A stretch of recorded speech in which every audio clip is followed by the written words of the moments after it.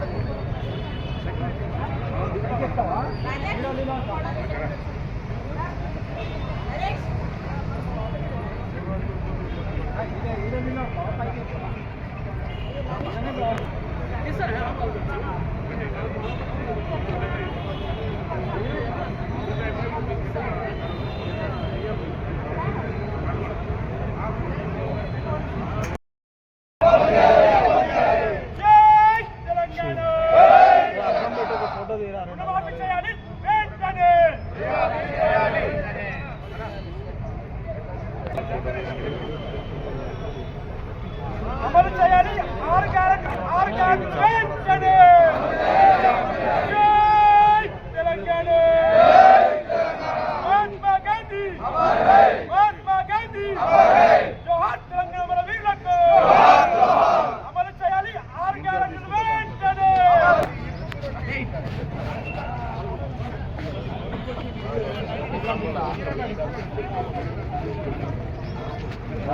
అందరూ 2 నిమిషాలంటే భవనం అంట. అందరూ 2 నిమిషాలు భవనం పడుకోండి.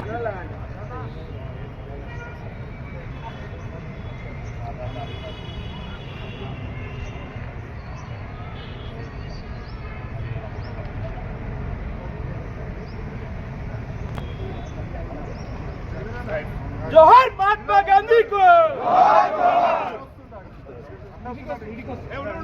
వెంటనే అమలు చేయాలి 6 గ్యారెంటీలు వెంటనే. అమలు చేయాలి 6 గ్యారెంటీలు వెంటనే. జై తెలంగాణ. జోహార్ మహాత్మా గాంధీకు. జోహార్ మహాత్మా గాంధీకు. అమలు చేయాలి 6 గ్యారెంటీలు వెంటనే. 6 గ్యారెంటీలు వెంటనే. జై తెలంగాణ. జై తెలంగాణ. జోహార్ తెలంగాణ మన వీరులకు. అమలు చేయాలి 6 గ్యారెంటీలు వెంటనే.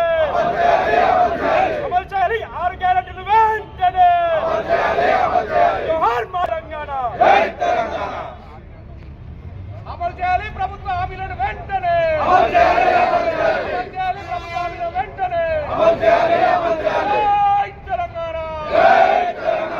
తెలంగాణ మన వీరులకు.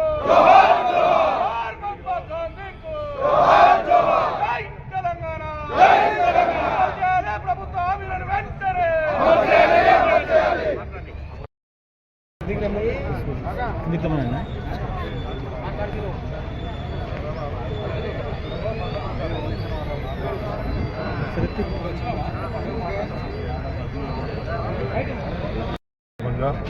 ఇక్కడ గాంధీ పార్క్లో పెద్ద ఎత్తున అందరు తరలి వచ్చి గాంధీ మహాత్మునికి నివాళులు అర్పించడం జరిగింది. ఆయన ఆశయాలు సాధించడానికి ప్రతి ఒక్కరు కూడా ముందుకు రావాలని ప్రతి ఒక్కరిని ఇక్కడ వచ్చిన ప్రతి నాయకుడిని కోరుకుంటున్నాను పేరు పేరున.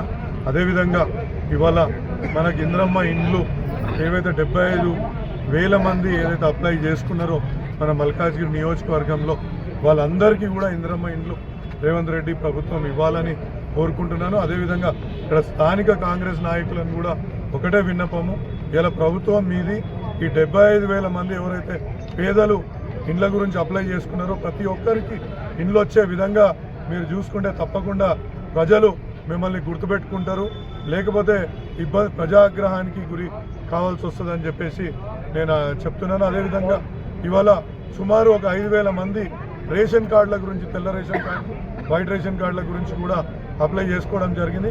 వాళ్ళందరికీ ఎవరైతే పేదలు అర్హులైన ప్రతి ఒక్కరికి కూడా ఆ రేషన్ కార్డులు ఇప్పించాల్సిన బాధ్యత ఇక్కడున్న కాంగ్రెస్ నాయకులది, అదేవిధంగా ప్రభుత్వంలో ఉన్న కాంగ్రెస్ సర్కార్ది.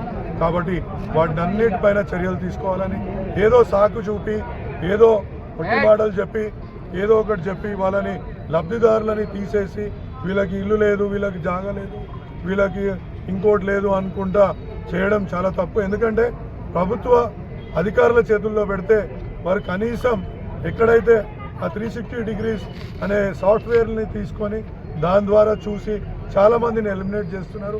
ఇవాళ ఒక ఉదాహరణ మీకు ఒకటి చెప్పాలా, అందులో ముఖ్యంగా ఏంటంటే ట్యాక్సీ డ్రైవర్ ప్లేటు ఏదైతే మన ఎల్లో కలర్ ట్యాక్సీ డ్రైవర్లు తీసుకునే నంబర్ ప్లేట్ ఉంటుందో దాన్ని కూడా కార్ల వాళ్ళకి సొంత 4 చక్రాల వాహనం ఉంది అని చెప్పేసి వాళ్ళని కూడా ఈ యొక్క వైట్ రేషన్ కార్డు నుంచి తొలగించడం జరుగుతుంది. ఇటువంటి చర్యలకు పాల్పడద్దు. ప్రతి ఇంటికి వెళ్ళి ఇలా ఏంటది గ్లోబల్ పొజిషనింగ్ సిస్టమ్ ద్వారా GPS ద్వారా దాన్ని గుర్తించి ఆ యొక్క లబ్ధిదారులని తెలుసుకొని ప్రతి ఒక్కరికి కూడా ఇండ్లు కానీ రేషన్ కార్డులు కానీ ఇతర ఏవైతే హామీలు ఇచ్చిందో కాంగ్రెస్ ప్రభుత్వం, ఏదైతే గ్యారంటీలు ఇచ్చిందో ప్రతి మహిళకు 2500 ఇస్తా అన్నారు.